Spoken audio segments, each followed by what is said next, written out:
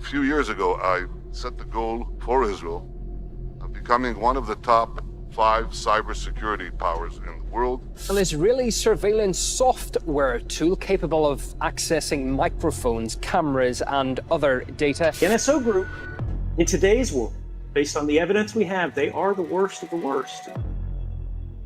This company, the CEO's name I think is Shalev Julio, is run in Israel. It was previously owned actually by an American venture capital firm. I believe they've been rebought out, but it doesn't really matter. Their entire business is preying on flaws in the critical infrastructure of all the software running on the most popular devices in the world. The number one target, right, is the iPhone. And this is because the iPhone, as secure as it is relative to a lot of other phones, is a monoculture, right? Like if you have an iPhone, you get these little software update notifications all the time that are like, hey, please update to the most recent version of iOS. And that's a fabulous thing. That's a wonderful thing for security, because the number one way that people's devices get screwed, if it's not just through user error, right? Like you entering your password somewhere you shouldn't, it's like a fake site. That looks like Gmail, but it's not actually Gmail. You just gave the guy your password. Now he uses your password to log in. But to actually break into a device is that it's not patched, right? Patch means getting these security updates, these little code updates that fix holes that researchers found in the security of the device. Well, Apple's really good about rolling these out all the time for everybody in the world. The problem is, basically all these different iPhones, right? You got an iPhone 6, you got an iPhone 8, you got an iPhone X, you got an iPhone, 3, whatever. These are all running a pretty narrow band of software versions. And so these guys go, if they want to target, for example, Android phones, like Google phones, like a Samsung Galaxy or something like that. There's like 1 billion different phones made by 1 billion different people. Half of them are completely out of date, but what it means is it's not one version of software they're running, it's like 10,000. And this is actually bad for security on the individual level, but it's good for security in a very unusual way, which is the guys who are developing the exploits. The guys like this NSO group who are trying to find ways to break into phones. They now have to have like 50 different handsets running 50 different versions of software. They're all changing. They've got different hardware. They've got different chipsets. They've got different, like all kinds of just technical variables that can screw up the way they attack your phone. And then when they find one, it only works on like this Samsung Galaxy line. It doesn't work on like the Google Pixel line, or it doesn't work on like a Nokia line or something like that. Whereas they realize if they find a way to attack an iPhone, which is actually, this is difficult. This is really difficult stuff. Now it works against basically every iPhone. And who has iPhones? All the rich people, right? All the important people, all the lawmakers, all the guys who are in there. So they've made a business on basically attacking the iPhone and selling it to every 2-bit thug who runs a police department in the world. They sell this stuff to Saudi Arabia. They sell this to Mexico.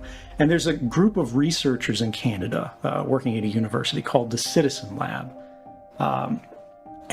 These guys are really like the best in the world at tracking what NSO Group is doing. If you want to learn about this stuff, the real stuff, look up Citizen Lab and the NSO Group.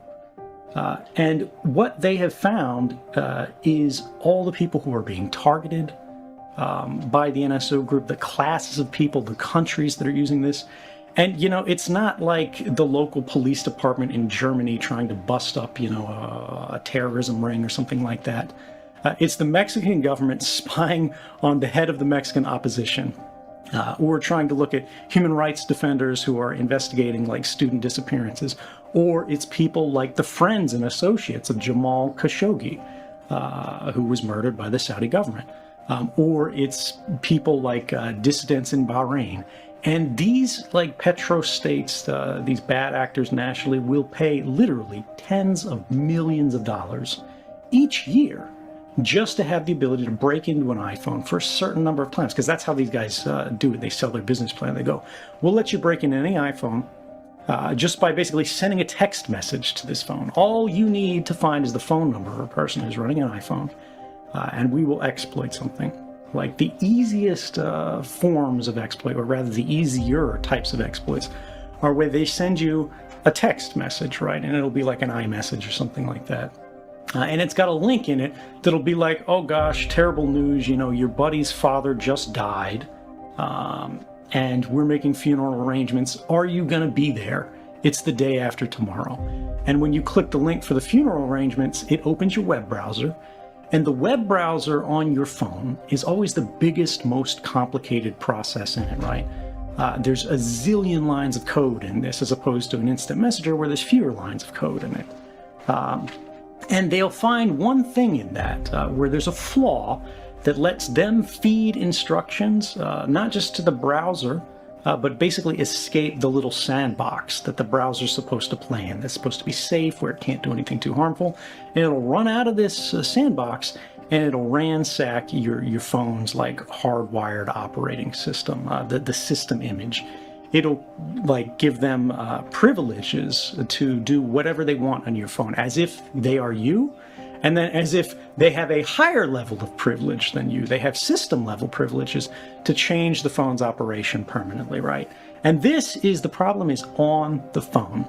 You can replace the phone, right? And they'll lose access to that. But if they've already used that to gain the passwords that you use to access, you know, your iCloud or whatever, when they have control of the phone, they've already got your photo roll, right? They've already got your contact list. They already have everything that you've ever put in that phone. They already have all your notes. They already have all your files. They already have everything that's in your message history, right? They can pull that out immediately.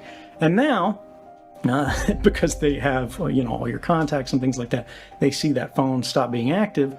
They know you've changed your phone number. All they have to do is find the new phone number, and then they can try to go after you again.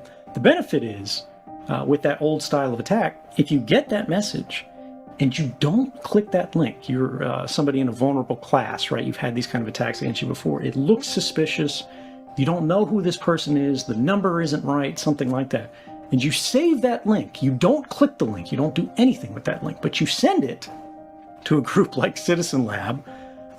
They can basically use that link to basically use like a dummy phone, like a sort of a Trojan horse, to go to the site that would attack your phone and catch it. And this is what the sort of process that all of their research is based on.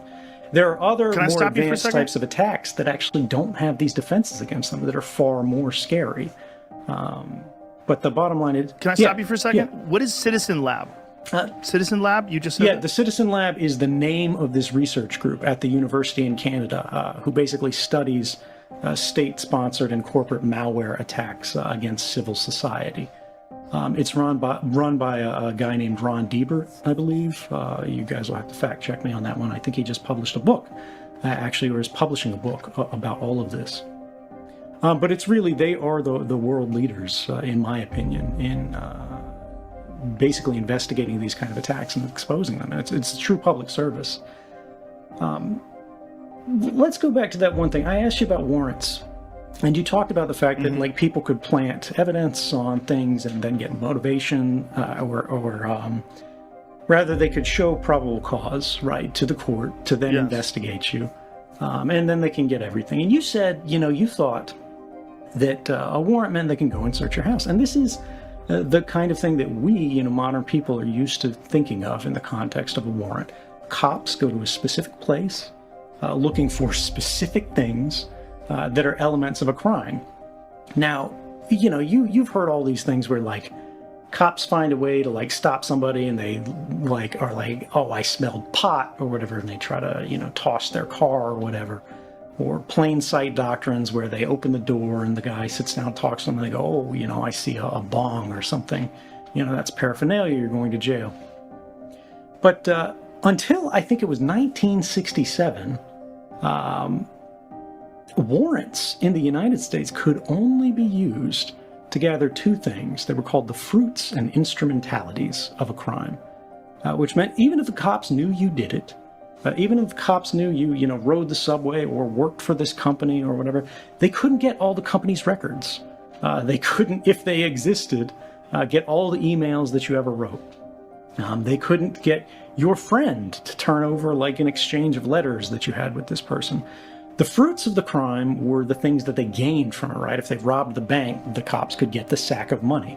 The instrumentalities were the tools that were used, right? Like if you used dynamite or a crowbar or a getaway car, they could seize all of those things. But the idea that the cops can get everything, the idea that the FBI can get all these records, you know, all of these things, your whole history, is very much a new thing. And nobody talks about that today. We just presume it's normal. We presume it's okay. But between 1967 and today, think about how many more records there are about your life and how things, like how you live, private things about you that have nothing to do with criminality and everything to do with the intimacy of who you are. And the fact that all of that now today is exposed, and not just to, let's say you love the U.S. government. Let's say you are like throwing cookouts for your local police department, but every other government in the world too. And we really need to ask ourselves, how much information do the authorities of the day need to do their job? Right? How much do we want them to have? How much is proper and appropriately and necessary? And how much is too much? And if we decide the cops shouldn't have this, if we decide the spies shouldn't have this, well, why in the hell should Facebook or Google or somebody trying to sell you Nikes, why should they have this?